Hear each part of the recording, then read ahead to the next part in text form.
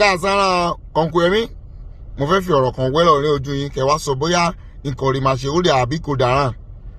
Èmi sójà rìn mí Nàìjíríà sójà rìn mí mo lọ sí war front náà mo lọ bá Boko Haram jà.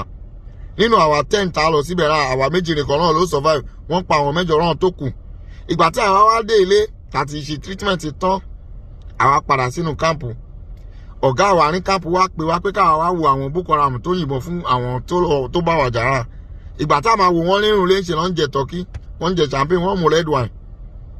Ìgbà tí èmi máa bọ́ta nínú kámpù mo wá rí àwọn ìyàwó àwọn ọ̀rẹ́ mi tó ti para sí war front wọ́n sunkún ipe ìjọba ọ̀ràn tí wọ́n mọ́ àmọ́ wọ́n fẹ́ rehabilitate àwọn Boko Haram wọ́n ní wọ́n ti di repentant Boko Haram. Ṣé tí èmi bá padà lọ sílé tí mo resign tèmi náà lọ kó àwọn èèyàn jọ tí mo wá bọ̀ fún ọ̀ràn bóyá àwọn náà fẹ́ bẹ̀rẹ̀ Boko Haram tí wàhálà ká pààyàn oríṣiríṣi ká dàlúrú ká bà gbogbo ẹ̀ jẹ́ torí ẹ̀ máa tún bẹ̀ wá ní pé káwá di repentant Boko Haram ilé fún wa rí owó.